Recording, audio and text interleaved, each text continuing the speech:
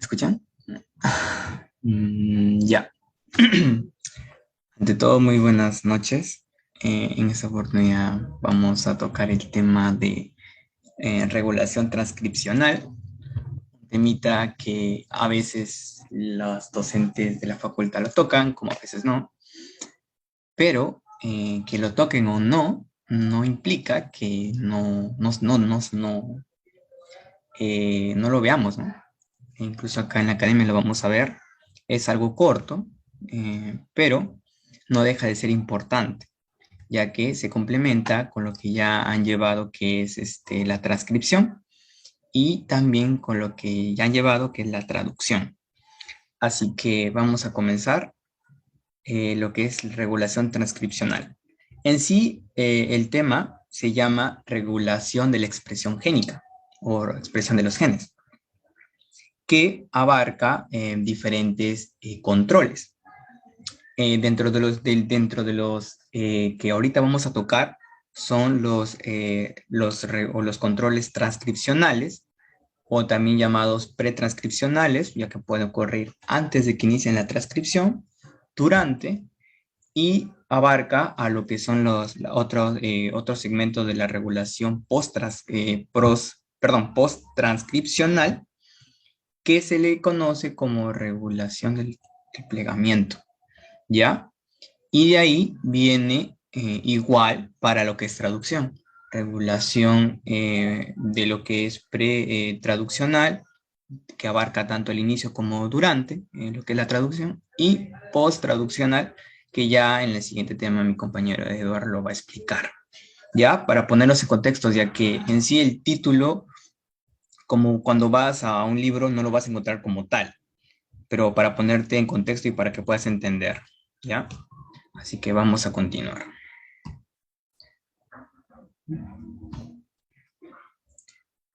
Para esta oportunidad vamos a necesitar vamos a ver solo dos objetivos. Este tema en sí es bastante corto, ¿ya? Independientemente de qué libro lo leas, es bastante corto, ¿ya? Y lo vamos a hacer de la manera más sencilla posible para que lo entiendas. Lo primero que vamos a identificar es que vamos a identificar los mecanismos que ocurren, ay, se mueve, que ocurren durante la regulación de la transcripción, y también le podemos dar lo que es una importancia con respecto a lo que es a la medicina, ¿ya?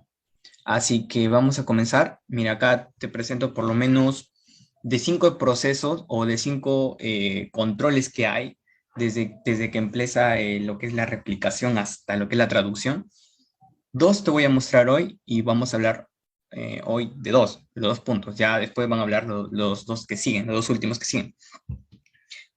Vamos a hablar acerca del control a nivel transcripcional, que abarca lo que son los transcritos primarios, hasta lo que viene luego el control del nivel del procesamiento, que ya se relaciona mucho con la parte final o determinación de la transcripción, que luego ya ese transcrito ya modificado, ya digamos una palabra que todos conocemos, ya perfecto, ya modificado, ¿no? Y regulado, ya va a salir, ¿no? Del núcleo, y se va a ir a los ribosomas a hacer lo que es la traducción.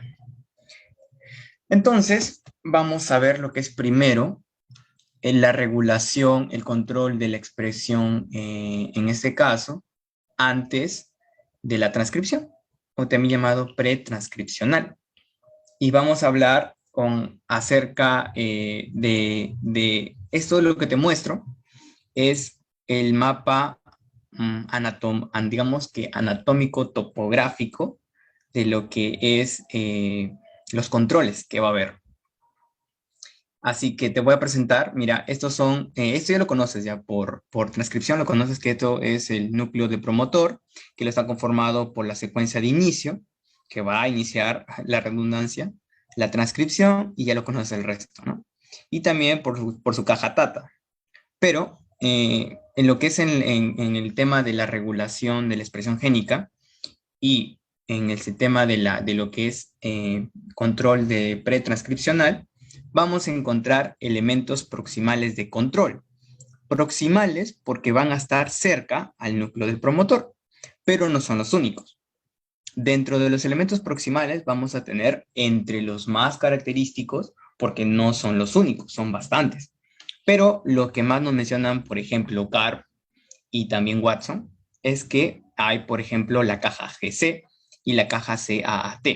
La CAAT está ubicada más o menos a 80 pares de bases de lo que es el núcleo promotor, igual lo que es la caja GC, aproximadamente a 100 pares de bases. La primera característica que nos damos cuenta es que los elementos proximales, si bien su nombre es que están próximos, pero si lo medimos, cuando se mide, no están tan próximos que digamos, están relativamente un poco lejos, ¿ya? Y la función importante de estos elementos proximales es la secuencia, van a ser secuencias reguladoras, su principal función.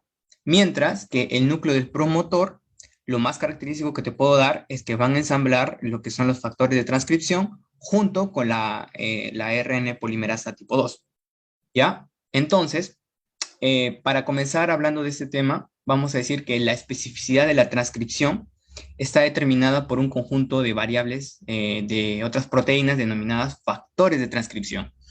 Estos factores de transcripción, a su vez, se dividen en dos. Los generales, que abarcan a todo la maquinaria de la transcripción, incluido la RNA polimerasa tipo 2, y los factores específicos.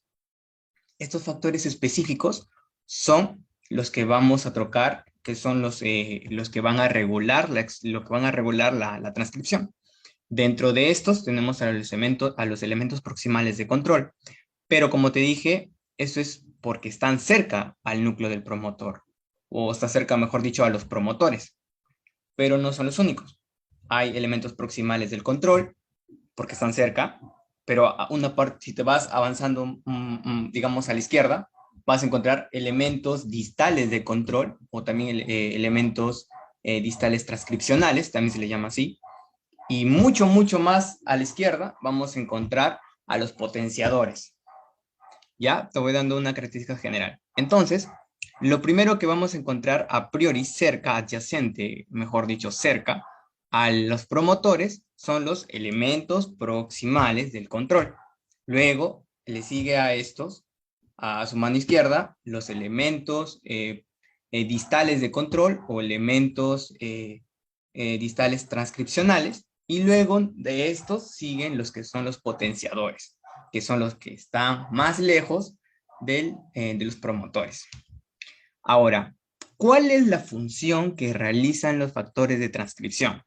En este caso, los reguladores que están incluidos dentro de los factores de transcripción específicos, no los generales, los específicos. Todo lo que vamos a hablar ahora son de factores específicos, no de los generales. Los generales ya los he hablado en transcripción, ¿ya? Entonces, dentro de estos factores transcripcionales específicos tenemos a los factores de transcripción reguladores. La función de estos van a ser, como su nombre dice, regular, ¿no? Tanto el incremento o la disminución cuando se inicie la transcripción. Es decir, o bien aumenta que el evento de la transcripción se dé con más frecuencia, con más eficiencia, mejor dicho, o lo disminuye, lo inhibe. ¿Ya? Sigamos. Ahora vamos a ver ya lo que te dije, los potenciadores. Pero los potenciadores tienen su parte contraria, que son los silenciadores. Hay potenciadores y silenciadores. Y estos van a estar localizados van a estar bastante distantes de los núcleos promotores. Pero acá te he hecho por lo menos unas comparaciones en lo que son los potenciadores y los silenciadores. Ambos, ¿qué son? Son secuencias de control del DNA que se localizan tanto por delante como por detrás. Como puedes ver acá, acá lo vas a encontrar. Este es el, digamos, acá está ilustrado los promotores. Todo lo que ves en esta línea son los promotores. Vas a encontrar potenciadores y también silenciadores que vas a encontrarlo o bien adelante, o mejor dicho, por delante o por detrás. ¿Ya? Es lo más característico de ambos. A veces se suele cometer el error de que decir que los potenciadores están al inicio. Dicen, no, están al inicio, estos van a estimular la transcripción.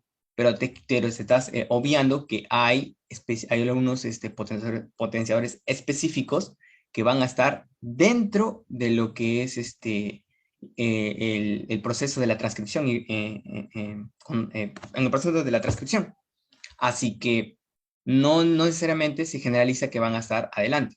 Incluso también hay silenciadores adelante, como durante el proceso de la transcripción. Y otra característica general de ambos es que van a estar generalmente lejos del promotor, ya sea adelante o ya sea atrás, o adelante o detrás, ¿ya? Esa es la característica que te di al comienzo. Te dije que la parte más proximal son los elementos proximales del promotor. Luego siguen los elementos distales del promotor y luego de estos, mucho más lejos, están los potenciadores, ¿no? Los potenciadores con los silenciadores. Ambos van a, como su nombre ya te está delatando, los potenciadores, ¿cuál va a ser su principal función? Van a aumentar que haya mayor transcripción, mientras que los silenciadores van a inhibir que haya menos transcripción, pero tienen características diferentes. Por ejemplo, los potenciadores van a varios elementos de control, poseen varios o están constituidos de varios elementos de control distintos, que, por ejemplo, en procariotas o en probiontes, mejor dicho, los potenciadores están ubicados en un sitio, es decir, hay durante la transcripción, cuando vas a analizar una procariota, vas a encontrar un sitio donde van a estar todos los potenciadores. Eso no ocurre en las eucariotas, porque al ser un organismo bastante complejo y multicelular, los potenciadores van a estar ubicados en diferentes sitios a lo largo del ADN. Así que van a tener varios puntos de control. Algunos de los potenciadores son idénticos a lo que son a los elementos proximales de control. Dentro de estos tenemos, por ejemplo, a ver, ¿quién te puedo mencionar? Te mencioné acá atrás, quienes conforman parte de los elementos proximales de control. Te dije que era la caja GC y la caja CAT. Ya, pero hay uno más que acá no se ve, que viene a ser lo que es el octámero. También es parte de los elementos proximales de control. Entonces, en resumen, te estoy diciendo que son tres que conforman parte de los elementos proximales de control. La caja GC, la caja CAT y el octámero. Pero ¿cuál de estos también realizan una doble función de potenciador? Es la caja CAT y el octámero.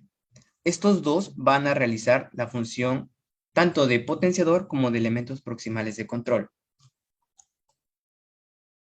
¿Ya? No te olvides. Así que, por eso se dice que una característica de ellos es que algunos son idénticos a los elementos proximales de control. Ya te mencioné la caja CAT y el octámero. Y también que para que un potenciador funcione, ¿qué se necesita? Que sus posiciones varíen sin interferir en su capacidad de activar la transcripción. Y esto marca una enorme diferencia con los elementos proximales de control. ¿Por qué? Porque, por ejemplo, tienes acá ubicado a un elemento proximal de control. Si tú lo mueves así sea lo mínimo 2 pares de bases a su izquierda, ya dejó, su función ya no lo cumple ya. Digamos que perdió su función de estimular o inhibir lo que es la transcripción. Perdió su función. En cambio, los potenciadores no. Los potenciadores pueden cambiar, lo puedes cambiar de ubicación y su función sobre la transcripción no va a variar. En este caso, va a seguir estimulando la transcripción, sea el lugar donde se coloquen o se modifiquen, ¿ya? Otra característica de los potenciadores es que deben estar presentes los activadores que se unen a sus sitios elementos de control. Y acá marco una enorme diferencia entre un potenciador y un activador. Un potenciador es un conjunto, o mejor dicho, un complejo, donde van a insertarse activadores. Los activadores son los que van a ser, digamos, como su unidad funcional de los potenciadores, ¿ya? Para que me entiendas. Los activadores son proteínas o pequeñas moléculas que van a ubicarse en un sitio, en una región de los potenciadores y van a hacer que esto funcione. Así funciona, o así lo podemos definir. Igual con los silenciadores, ¿no? Los silenciadores, ya sabes que van a disminuir la transcripción y a su vez, cuando se le une, ¿no? Como sabes que es un complejo grande y van a tener uniones a represores, moléculas represoras, estas van a reducir, o sea, va a inducir a que realice su función los silenciadores, que cuál es reducir la transcripción, que es lo más fundamental, ¿ya? En este caso, mira, acá te muestro un cuadro donde tenemos promotores, ya te lo he mencionado, y acá tenemos, en este caso, estimuladores, ¿no? Que pueden ser potenciadores. Mira, si no hay nada, el nivel de transcripción es positivo, normal. En cambio, si no hay un promotor, tú sabes que no se va a dar la transcripción, por lo tanto se va a inhibir. Igual, si no hay promotor, pero hay un potenciador, tampoco se va a dar la transcripción. Por eso que es necesario que haya tanto un promotor como un potenciador para que se inicie o se aumente la eficiencia de la transcripción. Generalmente los libros te dicen eso. Cualquier libro que leas te dice que va a aumentar la eficiencia de la transcripción. Por lo tanto, acá te muestro, mira, si hay un potenciador con un potenciador con un promotor, va pues a hacerlo mucho más eficiente su transcripción.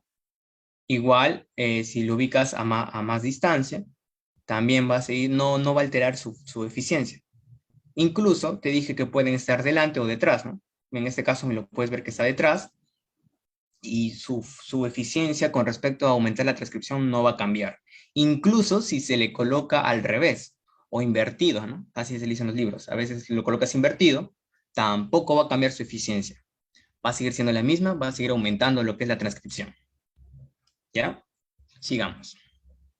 Ahora, ya te hablé de los potenciadores y los silenciadores, pero se nos viene la pregunta, ¿no? ¿Cómo se puede llevar a cabo esta regulación de los potenciadores si están a bastante distancia, ¿no? ¿Cómo es que estos potenciadores llegan a tener o a influir en la transcripción en los promotores si están a bastante larga distancia? Mira, acá tenemos un potenciador y acá tenemos lo que es el núcleo del promotor, ¿no? Los promotores que van a iniciar con la caja TATA. Acá se basa en dos principios básicos. El primero, que para que el potenciador se acerque a los promotores, no lo va a hacer de manera lineal, pues porque está muy lejos. Para eso se tiene que plegar, se tiene que torcer el DNA, las hebras perdón, sí, las hebras del DNA, para que pueda así el potenciador acercarse o tener una mayor proximidad a los promotores. Pero no lo van a hacer solos. Para eso van a necesitar, ¿qué cosa? Proteínas coactivadoras que van a mediar esta interacción con el potenciador y los van a acercar a quién, al mediador. Y acá te lo explico, mira. Este potenciador está muy lejos, ¿no? Del núcleo del promotor, pero necesita acercarse. Pero para eso va a llamar a sus regiones que tiene activadores, o también se llama coactivadores. Estos coactivadores vienen, entran acá, y lo que provoca es que se pliegue o se torsione el DNA. Esta unión de los coactivadores con el potenciador se le llama, con un nombre bien raro, mira, se le llama como enantiosoma, ¿ya? Entonces, ¿qué genera estos coactivadores? Estos coactivadores, su función es importante, es llamar más proteínas, más complejos, en este caso, la maquinaria transcripcional, ¿ya? Por interacciones que hay entre sus moléculas. Entonces, cuando ya están estos potenciadores unidos con sus coactivadores, van a llamar tanto al HAT como al SWI-SNF, que son coactivadores. Y más coactivadores, ajá.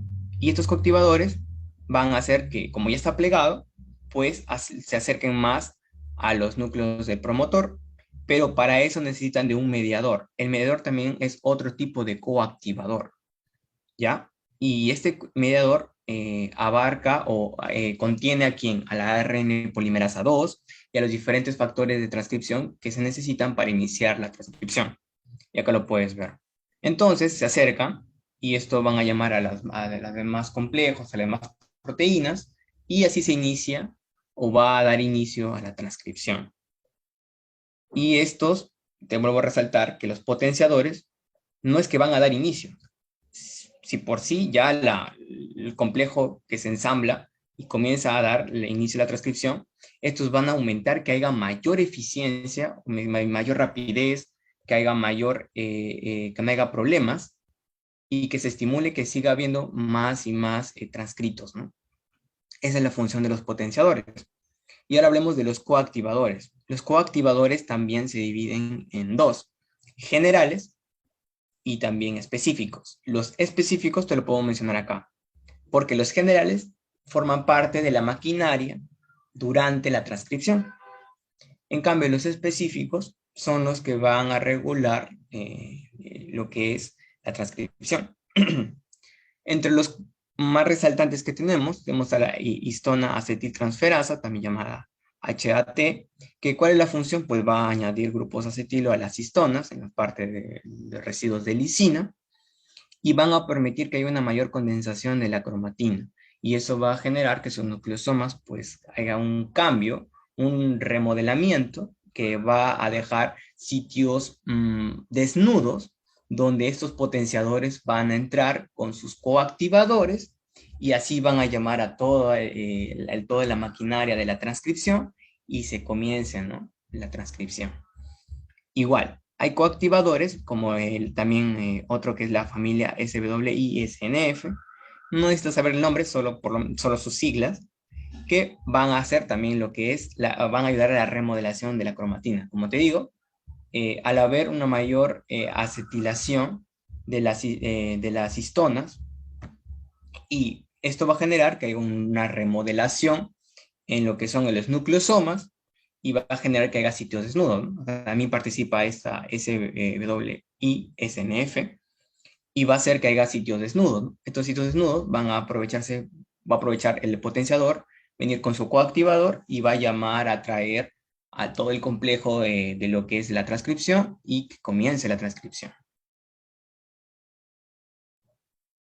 Y acá te muestro un ejemplo de lo que ya estamos hablando. Mira, acá tenemos un potenciador que está ubicado en todo lo que son las doseras de ADN. Y acá tenemos su activador, ¿no? Como te digo, el activador es necesario que se una en un sitio del potenciador para que éste inicie su función de aumentar la transcripción. Y también te he hablado de coactivadores. Hay 4 tipos de coactivadores. Acá solo te muestro 2. Los complejos de modificación de histonas, que ya te he hablado, los dos de ejemplo. Los dos de ejemplo anterior, que te he hablado de las histonas acetiltransferansas y el SWI-NF, creo. Ya, esos dos son complejos de modificación de histonas. Pero también, perdón, el primero es de complejo de modificación de histonas, la histona acetiltransferasa.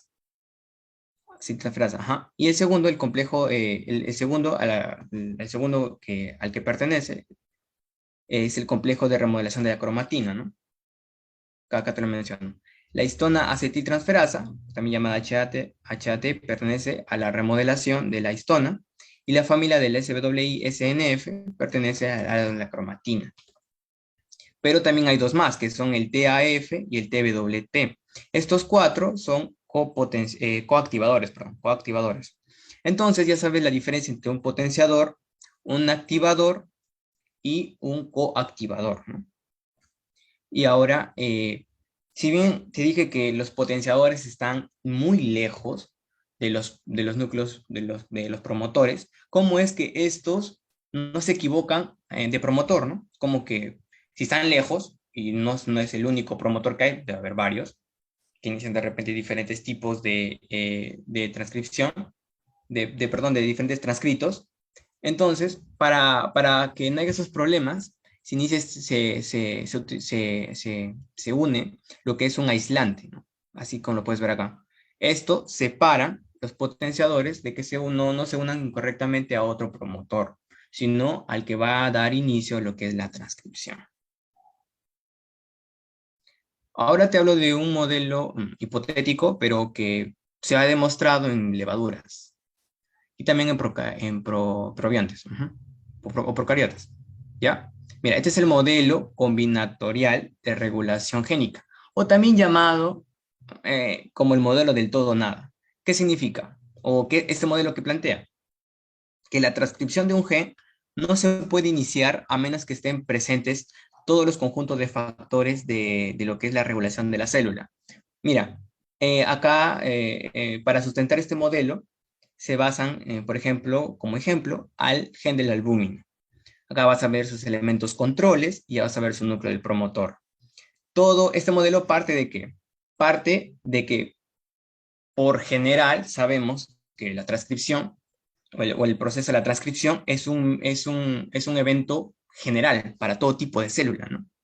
Pero hay ciertas características que le diferencian una de otra. Pero se parte de eso, se parte que para todo proceso de la transcripción va a haber un complejo de transcripción, eso ya se sabe. También va a haber una RNA polimerasa para todo tipo de diferente tipo, ¿no? Puede ser tipo 1, tipo 2, tipo 3, pero están presentes, ¿no? Es común en todas células que tú veas ese proceso de la transcripción. También va a haber factores de transcripción generales, ¿no? Todo esto es de manera general. En todas células vas a encontrar estos eventos que van a participar estos factores y estos complejos, ¿ya? Pero lo que lo diferencia, por ejemplo, que la albúmina se produzca en mayor cantidad en el hígado como que en el cerebro, es que va a haber factores de transcripción reguladores específicos para cada célula. Por eso no te has puesto a preguntar, por ejemplo, por qué, por ejemplo, no sé, el hígado no sintetiza, yo qué sé, mm, puede ser alguna sustancia de que lo haga, por ejemplo, el oligodendrocito. El oligodendrocito, ¿por qué hace mielina y por qué no el hepatocito? ¿Te has puesto a pensar eso? Ya, este modelo te sustenta eso. Te dice que la transcripción se puede dar en toda célula, pero va a haber factores de transcripción reguladores específicos que van a hacer que una célula produzca en mayor cantidad una proteína que otra, ¿no? Que incluso hasta nada, no produzca nada. Esto es, estos factores de transcripción que tú estás viendo acá, que has comenzado, que estos son elementos de control, con lo que estás viendo con rojo y amarillo, y estos que son diferentes a los que vas a encontrar en el cerebro, ¿no? Mira, tienen diferentes, ¿no? Diferentes de manera didáctica forma. Por lo tanto, cuando se va a dar en este caso del hígado, en la transcripción, tiene a todos sus elementos necesarios, digamos los generales, que abarca toda la maquinaria de transcripción, y sus específicos, que son vitales para poder llevar a cabo la transcripción del albúmina, del gen del albúmina. ¿Ya?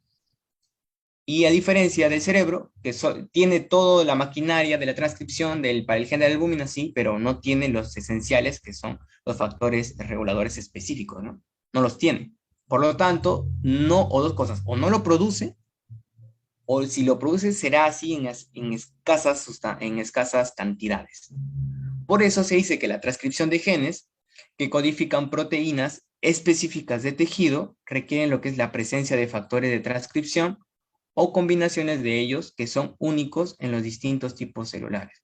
Por eso cuando ves tu histología por tejido, hay células que netamente sintetizan sustancias específicas. Por ejemplo, el fibroblasto, matriz extracelular. Toda la que es la matriz celular, el fibroblasto lo hace. ¿Por qué? Porque tiene los factores de transcripción reguladores específicos que le permiten sintetizar eso.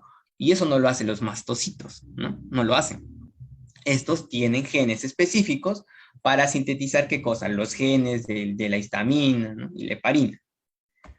Espero que se haya entendido, ¿no? Este modelo explica por qué la especificidad de una célula con otra en la secreción de sustancias, o perdón, en la síntesis de sustancias. Ahora vamos a ver los factores transcripcionales reguladores. Estos, vamos a ver primero sus características generales y luego vamos a ver su estructura. Los factores transcripcionales reguladores, ¿qué son? o perdón, ¿a dónde se unen? Se va a unir directamente al DNA, acá lo estás viendo, mira acá, justo se van a unir en su sitio de unión al DNA. Pueden ser, ¿qué cosa? Te dije activadores o represores, te hablé de esos, ¿no? Los activadores o represores no son lo mismo que potenciadores e inhibidores, no, no es lo mismo, porque uno es más complejo y mientras que los activadores o represores son más pequeños. Y estos van a entrar y unirse a los potenciadores o inhibidores para que suceda la función tanto de aumentar la transcripción o disminuir la transcripción. ¿Ya? Entonces, acá es donde se categoriza a los activadores o represores, ¿no? Y acá estás viendo, ¿no? Este es, en este caso, este es un activador. Y se van a unir a secuencias de DNA específicas, ¿no? Ya sea a quién, a potenciadores, te dije, a silenciadores o a elementos de próximos de control, ¿no? También se pueden unir, pero más generalmente se unen a potenciadores, después a silenciadores y por último a elementos próximos de control. Así es por mayor abundancia o generalidad. Y su función de estos activadores o represores va a ser regular la transcripción. Por su mismo nombre, por su mismo nombre lo dice. Activadores van a activar la transcripción. Inhibidores, perdón, represores van a reprimir la transcripción. Pero en cuanto a su estructura, acá estás viendo, mira, posee un dominio de unión al DNA y un dominio de activación, ¿no? Este es el ejemplo del GAL4, ¿no? Posee lo que es una región activadora y una región de unión. Con respecto a la dominio de regulación de la transcripción o dominio de activación, que es la parte de arriba, es necesaria para que se dé la función de los activadores. Si esta no está, no se va a realizar la función. O mejor dicho, se va a desactivar la función de los activadores o represores. Es necesario que ambos estén. Y también otra característica que estás viendo es que actúan por dímeros. No, a veces son pocos los que actúan por monómeros. Generalmente actúan por dímeros. ¿Ya?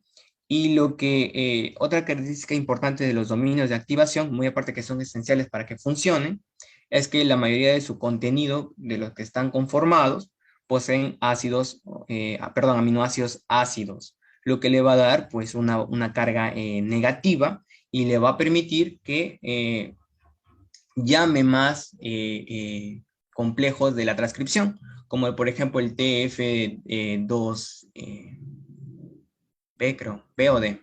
B o D. Uno de esos dos. Perdón, los dos. El TF2B y el TF2D.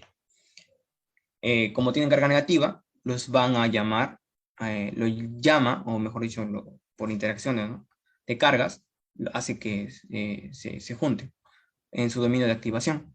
Pero lo que más nos interesa acá de los factores transcripcionales reguladores es su dominio de unión, porque por este se van a clasificar de acuerdo al motivo que presenten. Porque te dije que se van a unir directamente al DNA. Acá estás viendo como un tubo, ¿no? Pero en sí no es así, porque se van a unir a la hebra, a la doble hebra. Acá te muestro ejemplos. Por ejemplo, el motivo estructural frecuente, los motivos estructurales más frecuentes, porque no son los únicos, pero los que más se han encontrado por relevancia son, por ejemplo, el motivo hélice vuelta hélice, que va a estar conformada por dos hélices, una que es la de reconocimiento y la otra que se le llama como segunda hélice. La de reconocimiento se va a unir en lo que es al surco mayor de la doble hélice, y la segunda hélice alfa se va a unir a la hebra menor. Pero lo que es la característica de ambos, lo que los diferencia, es que la hélice de reconocimiento va a formar puentes de hidrógeno, mientras que la segunda hélice, que se une a la hebra menor, va a formar interacciones hidrofóbicas o hidrófobas. Y acá lo estás viendo más o menos en 3D, cómo sería, ¿no? O sea, no es lo mismo que te vea una imagen así en un plano lineal, como lo vas a ver en doble hebra, ¿no? La segunda son los dedos de zinc, pero los dedos zinc son los más abundantes, a diferencia de los motivos hélice, asa, hélice. ¿Por qué? Porque la mayoría de factores transcripcionales son de este tipo. Y van a estar conformadas por lo que es una hélice alfa y una lámina beta de dos segmentos, ¿no?, que van a estar en sentidos contrarios. También va a formar, por su nombre del título, es que van a estar formados por un átomo de zinc, que va a estar unido a dos residuos de cisteína de histidina. La cisteína son residuos de la lámina beta, mientras que los histidinas son de la hélice de reconocimiento de la que lo conforman. La característica de estos motivos de 2 de zinc es que, como lo estás viendo en la imagen, el átomo de zinc está en la parte superficial, no está dentro de la hebra, sale. Y va a servir como un punto de contacto a otras, para unir a otras secuencias de bases específicas, ¿no? Y va a estar tirando o tendiendo para perdón, para el surco mayor del DNA. Como ejemplo tenemos aquí al TF3A, al EGR y a los factores transcripcionales TATA, ¿no? GATA. Lo característico del TF3A es que posee 9 dedos de zinc. Acá estás viendo que están conformados por 4, pero el TF3A, que es importante para la transcripción, pues está formado de 9, ¿no? Y acá lo puedes ver en tercera dimensión, mira. Está acá el átomo de zinc con su residuo de cisteína, histidina por parte de la hebra, y la cisteína por lo que es la lámina beta, ¿no? Que va a estar en sentido contrario, recuerda sus láminas, ¿no? Perdón, su sentido. La que sigue, a ver, es los motivos cremallera de leucina, que van a estar conformados, para acá está viendo de manera general, por 2 cadenas polipeptídicas que en un punto van a estar unidos por residuos de leucina. Y acá lo estás viendo, ¿no? Tiene el aspecto de una espiral desenrollada, ¿no? Mira acá, perdón, enrollada, ¿no? Formando como espiras, ¿no? Pero acá, separándolo un poco, vas a ver que van a estar los residuos de leucina, tanto de la primera cadena polipeptídica como la de la segunda, y va a dar la forma de una cremallera. Generalmente estos, como lo estás viendo, no van a actuar o no lo vas a encontrar solos, ¿no? Siempre son de dos, ¿no? De dos, ¿no? De dos monómeros.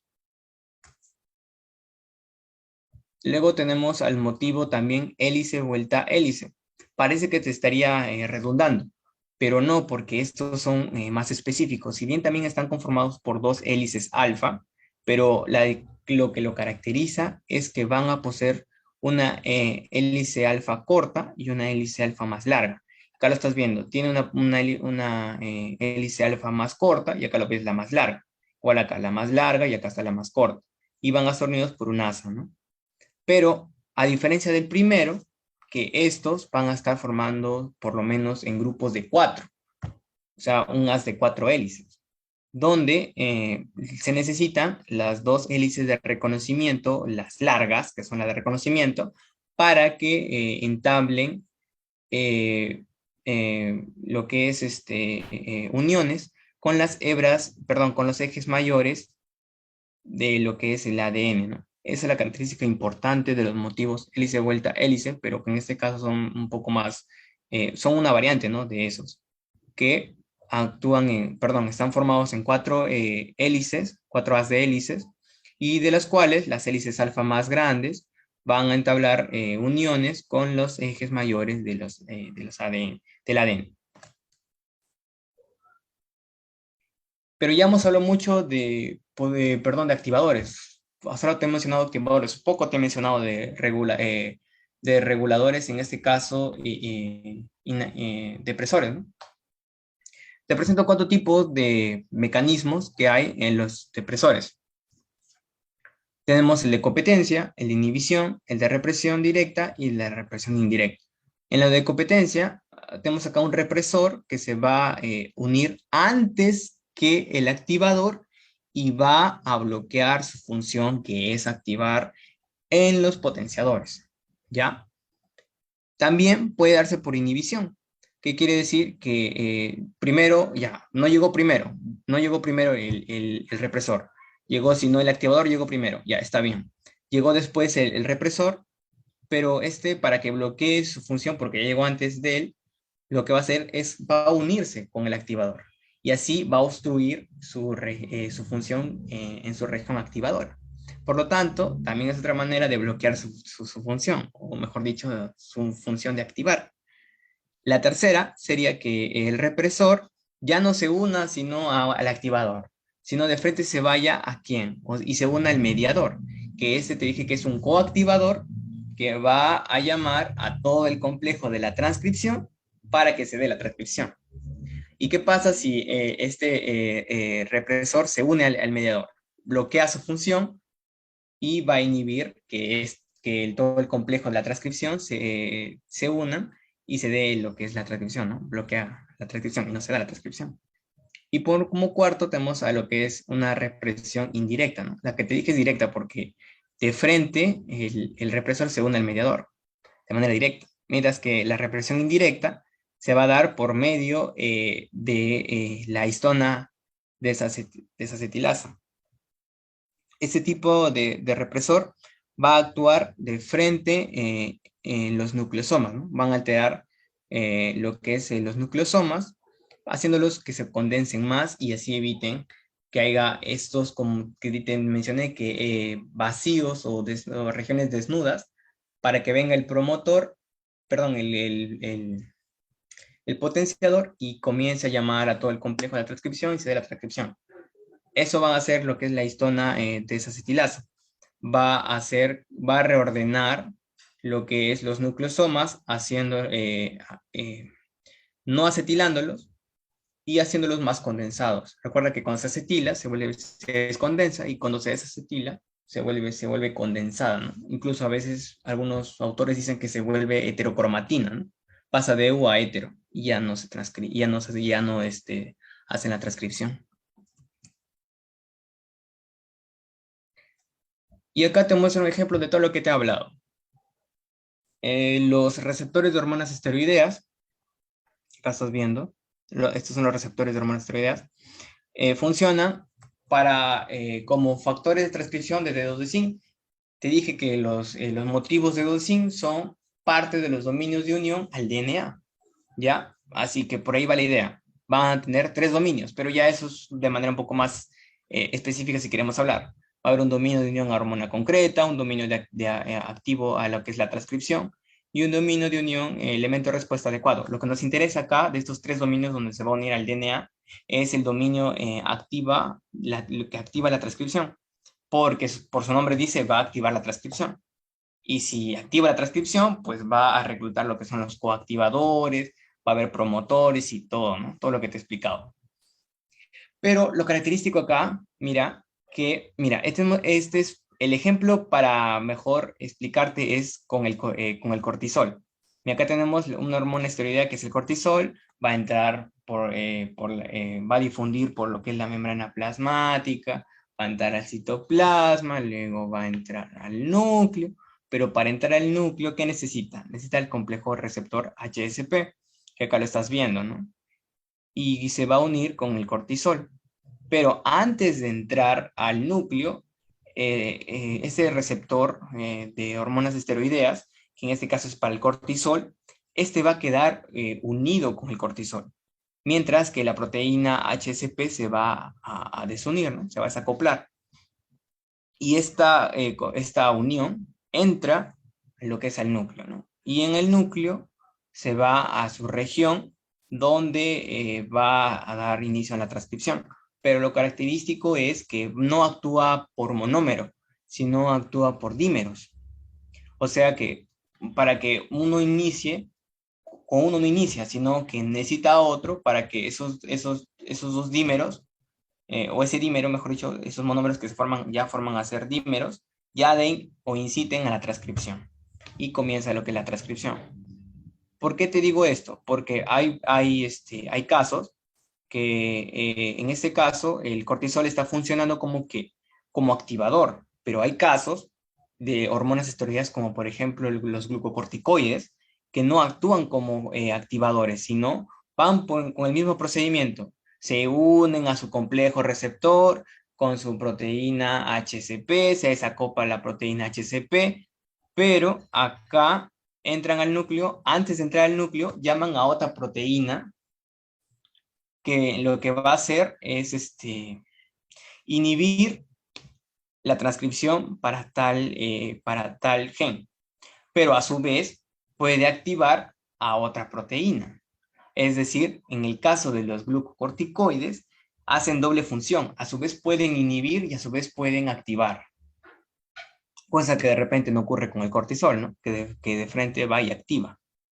¿Ya? Así que generalmente se dice que los receptores de hormonas esteroideas normalmente estimulan la transcripción, porque generalmente la mayoría de hormonas, como son nuestros receptores, estimulan la transcripción, pero no todos. Te he dicho que los glucocorticoides tienen doble función, activan e inhiben, ¿ya?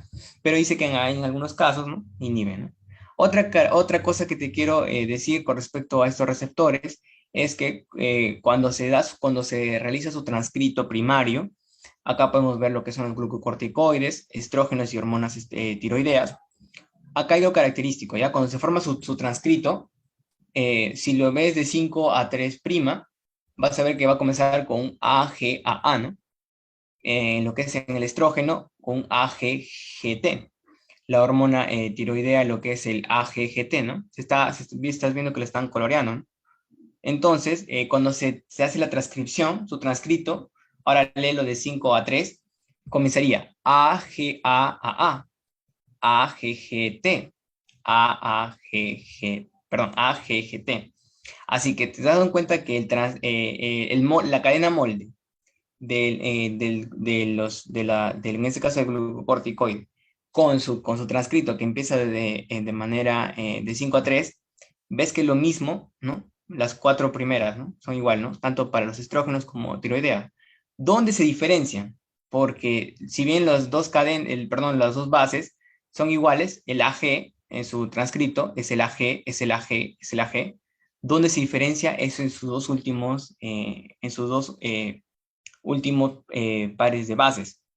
Aquí en este caso es el AA para el glucocorticoide, para el estrógeno es el TG y para la hormona tiroidea es el TG, ¿no? Sí, es el TG. Pero a diferencia del estrógeno, con las hormonas tiroideas, si bien es igual, para el estrógeno es cualquier par de bases en la que está en la que va a lo largo de su cadena mole, ¿no? Para su transcripción.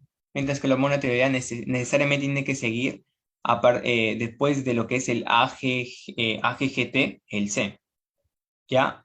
Eso es lo que es la definición de especificidad para un gen. ¿Por qué? Porque puede haber las hormonas, todas pueden ser de un mismo, ¿no? Porque, o sea, ¿por qué cuando se transcriben las hormonas esteroideas, por qué no todas son glucocorticoides? Porque hay glucocorticoides, porque hay estrógenos, porque hay hormonas tiroideas, porque hay esto y eso. Es porque cada una hay pares de bases específicos que definen su estructura, cómo va a ser, ¿no? Cuando se dé la traducción, esta proteína, y de lo que es el glucocorticoide, el estrógeno y las hormonas tiroideas. Entonces, va a partir ya de su transcripción esta especificidad para una diferenciarse de otra, tanto en su estructura como en su función. ¿Ya? Eso con respecto para que la regulación pretranscripcional. Ahora vamos a la post-transcripcional. Y acá ya lo has visto en lo que es transcripción. Para empezar con el procesamiento de los transcritos primarios se necesita un control, ¿no? Este control se va a basar en remodelamientos, ajustes. Ya lo has visto en transcripción. ¿Cuál es? La adición de la caperuza en 5' y también la adición de la cola polía en el 3'. Eso forma parte del control post-transcripcional de lo que es que también es parte de la última etapa de la transcripción, pero no son los únicos, porque también se puede dar lo que es la metilación y acetilación, también se puede dar el corte y empalme de exones, es decir, el splicing o ajuste, y también con esto conlleva a que se eliminen algunos intrones. Primero vamos a ver lo más característico que hay, que son los ajustes alternativos, ¿no? Ajustes alternativos, también llamados ajustes.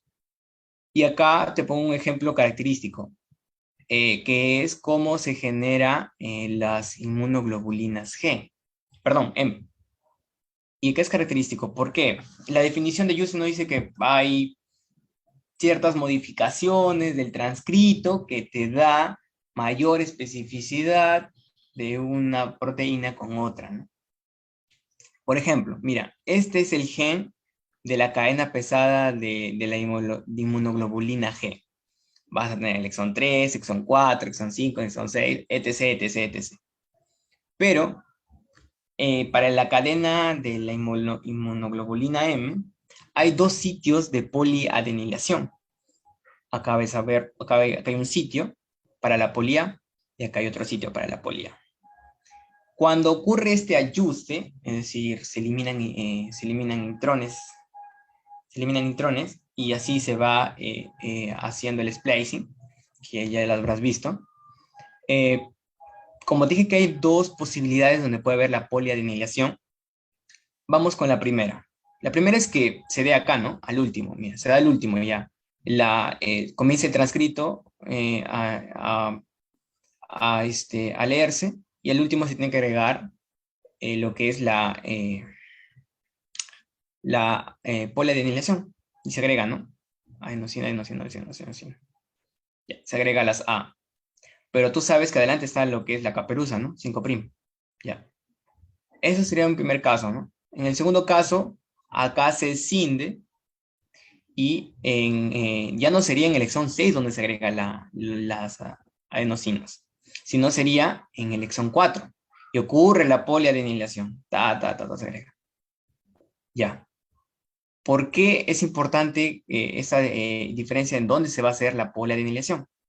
Porque, por ejemplo, si fue completo, mejor dicho, fue todo esto, cuando se dé el procesamiento, se ocurre toda la traducción y se forme proteínas y luego se ensamblen las inmunoglobulinas y toda esa vaina, vas a ver que estos exon tanto 5 como 6 son importantes para que digamos, se queden en la membrana celular, se queden implantados ahí, se queden plantados. Para eso es necesario exon 5 y exon 6. Entonces, vas a ver que hay células inmunitarias que presentan receptores para IgM, ¿no? Y estos son sus receptores. ¿Ya? Entonces, vas a ver que van a estar incrustados, ¿no? En lo que es en la membrana plasmática. Pero, ¿qué pasó con el otro? Que no tuvo el exón 5 y el exón 6. Se da también la traducción, luego se ensamblan las proteínas y todo. Pero ya tenemos al IgM, pero no hay ese anclaje a la membrana, no hay. Por lo tanto, estos van a estar y van a andar por el plasma. Así te explico cómo es este ajuste alternativo. Después de que ya se formó el transcrito, este transcrito que ya se dio lo que es la polianilación y la caperuza, donde ocurre el ajuste, va a definir cómo va a ser la proteína, ¿no? O el complejo proteico para su función. En este caso, para el IgM hay dos tipos que vas a encontrar. Uno incrustados en la membrana y otros en el plasma. Por eso se dice que las proteínas que se unen a lo que son moléculas, en este caso ARN mensajeros, hacen que a veces se ignoren algunos sitios, ¿no? En este caso se ignora este sitio, en el primer sitio, y se fue y la poliadenilación al último. O a veces se ignora el último sitio y se agrega acá, ¿no? Pero estoy hablando de un caso muy sencillo, porque hay genes de proteínas que tienen más de 10 hasta 50.000 sitios donde pueden haber ajuste, ¿no? Y ahí se da lo que es la especificidad, ¿no? Y la función de estas proteínas. También lo que tienes que entender es que es importante porque supone que entre el exón 3 y el exón 4 ocurra una poliadenilación acá. Acá se agregue en el exón 3, se agregue la poliadenilación. Entonces estás dando cuenta que es algo incorrecto, ¿no? No es un sitio donde tenía que haberse dado la poliadenilación. Por lo tanto, esto va a ser observado por componentes proteicos y no lo van a dejar salir a esa proteína del núcleo. No lo van a dejar salir. se ancle a lo que es a la célula, no lo van a dejar. Y esto se va a hacer degradado y ya lo vas a ver en los mecanismos post-traduccionales. Así que es importante que se dé ese correcto ajuste y permita que se pueda formar bien estas proteínas y que cumplan su función. Otro que te menciono acá, mira, es el ajuste alternativo, en este caso de la fibronectina, ya que vas a encontrar fibronectina ¿en dónde? En el plasma sanguíneo, como la matriz celular. ¿Y qué lo diferencia uno de otro? Su cadena de pre-ARN mensajero, su transcrito primario. ¿Por qué? En el caso de los fibroblastos que van a sintetizarlo para la matriz extracelular, ¿qué cosa? Van a diferenciarse de la fibronectina, que lo sintetizan los hepatocitos, en que van a tener dos exones adicionales, ¿no? Acá lo estás viendo, el E3BA y el E3BA. Entonces, estos dos exones marcan la diferencia de que esta fibronectina se quede en la matriz extracelular y no se vaya al plasma. ¿Ves que es tanto la importancia de este ajuste que si ocurriera un error, ¿dónde iría a parar esa fibronectina? Y no cumpliría su función, ¿ya? Esa es otra característica importante cuando es ajuste. Y metilación, ya lo has visto lo que es en Caperuza. Ahí se dan las metilaciones. Pero antes de eso te quiero mencionar que también la metilación se puede dar no solo en la post-transcripcional, sino también en la pretranscripcional. Y este es un ejemplo de ello. Lo que es la metilación del DNA antes de que se dé la transcripción. Acá estás viendo cuando tenemos acá activadores con sus potenciadores que están reclutando a la maquinaria de la transcripción. Y estos genes van a estar activados, ¿no? Para hacer la transcripción. Pero cuando se desacopla, pues se desactivan, obviamente. Pero hay genes que necesitan desactivarse por tiempo completo, es decir, a veces de acuerdo a lo que requiera la célula, se inactivan y se activan, y hay otros que se necesita que estos genes se desactiven permanentemente, es decir, nunca más vuelvan a ver la transcripción. ¿Cómo se logra esto? Mediante la metilación. La metilación, por medio de la DNA metiltransferasa, va a, va a metilar, pues, va a agregar metilo, radical metilo, en la posición 5 del anillo citosínico, ¿no? En la parte del ADN. Y va a tener el nombre de 5-metilcitosina, y de ahí para adelante, hasta el 3', va a metilar toda esa zona. Una vez ya metilada, lo que va a hacer es, incluso también va a metilar lo que es la zona de los promotores, ¿no? Donde se inicia la transcripción. Todo eso va a estar metilado. Una vez que todo se metila, ya no va a llamar, o sea, ya no se va, los complejos de transcripción ya no van a querer venir acá porque está metilado. Lo van a discriminar, no van a venir. Pero sí van a venir otras proteínas, como por ejemplo las DNA metilasas, ¿no? Van a venir proteínas agregadas, ¿no? Incluso pueden venir histonas de esas acetilasas y otros más complejos y se van uniendo, ¿no? Cosa que van, ¿qué cosa? Van tapando los promotores donde se inicia la transcripción, van tapando los potenciadores, se van uniendo más inhibidores con sus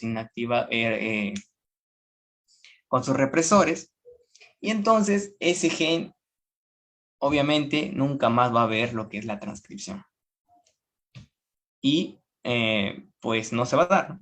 Ese es un, digamos, claro ejemplo pre-transcripcional de una metilación. Acá tenemos el ejemplo, por ejemplo, de cromosomas maternos y cromosomas paternos. Hay cromosomas maternos que no se llegan a expresar, perdón, genes maternos que no se llegan a expresar perdón, genes paternos que sí se llegan a expresar y viceversa, ¿no? En este caso, ¿cómo se explica, no? En este caso, el gen LGF2, que le estás viendo acá. En el caso del materno, mira, es necesario para que se dé lo que es la transcripción de este gen, necesario que esté el ICR, ¿no? Con su CTSF. Es necesario. ¿Para qué? Para que se pueda, por medio de este amplificador, se pueda dar la transcripción. Pero ¿qué pasa si no hay? ¿Qué pasa si no hay, no? En este caso, mira, esto lo bloquean. Bloquean para que no se exprese. Pero, por ejemplo, a veces la metilación, acá estás viendo que desactiva, ¿no? Desactiva que un gen no vea la transcripción. Pero a veces esta metilación es bueno para que se produzca o se exprese un gen. En este caso, hay genes paternos que necesitan que estén zonas metiladas para que se pueda llevar la transcripción normal. Y eso implicaría que en esa misma región de los genes maternos, que son en sitios iguales, en locus iguales, para un mismo carácter, que se bloqueen por otras proteínas, ¿no? Que estás viendo acá, ¿no? CTFF, ICR, ¿no? Entonces, la metilación es importante tanto para que pueda no darse la transcripción como que sí pueda darse. Y también ya lo has visto, ¿no? La metilación ocurre en la caperuza por medio de la metiltransferasa, en este caso la sulfato adenosil metionina, va a brindar lo que es un radical metilo y se va a transformar en ese adenosil homocisteína. Y este radical metilo se une lo que es en la caperuza, ¿no? Y lo modifica, ¿no? Y por último, vamos a ver lo que es la acetilación. La acetilación, te dije que la acetilación de residuos de histonas previene lo que las fibras de cromatina pues se doblen, ¿no? En estructuras compactas, ¿no? Te dije que la acetilación va a reordenar a los nucleosomas para que den sitios desnudos y sus potenciadores vengan y estimulen la transcripción. Pero si se desacetila, entonces se vuelve más compacto, no se va a dar la transcripción, no, va a bloquear sus regiones de sus promotores y no se va a dar. Y esto es un paso, ¿no? Por ejemplo, mira, para el receptor de glucocorticoides, acá lo estás viendo, acá hay histonas desacetiladas, están desacetiladas, están comprimidas, sus regiones de su promotor están ocultos. Para eso va a venir lo que es el CBP, o también llamado histona acetiltransferasa, y va a estimular a que se acetilen estas regiones. Una vez que se acetilan, pues va a desnudar una parte de estas histonas en sus nucleosomas, y entonces va a venir el complejo SWISNF, que te dije que es un coactivador que va a aumentar esta señal para que vengan más componentes de la transcripción, y ahí vamos a ver que poco a poco se va deslindando, ¿no? Esas histonas hasta haciendo una sola hebra, y ahí se va a ubicar lo que es el complejo TATA, sus promotores y todo, ¿no? Y ahí se va uniendo, ¿qué cosa? Los demás complejos de la transcripción, llámese RNA polimerasa 2, el TBP, etc, etc. Y así empieza la transcripción, ¿no? Inicia la transcripción. Así que la acetilación también es un componente post-traduccional para lo que es incentivar, aumentar lo que es la transcripción, o también lo puede, en caso contrario, inhibirlo, ¿no? Ya sabes, la acetilación permite que haya un mayor estímulo de la transcripción, haciendo que haya un reordenamiento en los nucleosomas de las histonas, desnudando zonas. Acá estás viendo que se está desnudando zonas, donde van a entrar los potenciadores con sus coactivadores, van a llamar más complejos y se da la transcripción, ¿no? Y en caso contrario, si se desacetila, la histona se vuelve más condensada, incluso puede llegar hasta ser un heterocromatina. Y eso, acá ves biografías, le he sacado tanto de, a ver, ese libro es bien interesante, ¿ya? Las gráficas han salido del Becker, fue un libro. También ha salido, información ha salido de Carr, más de Watson, también del Becker un poco, pero también un poco mitad mitad Me olvidé el nombre. Albert. Y eso sería todo, chicos. Si tienen preguntas, dudas, me las hacen saber. Ahí está, para cualquier apoyo. Bienvenido sea.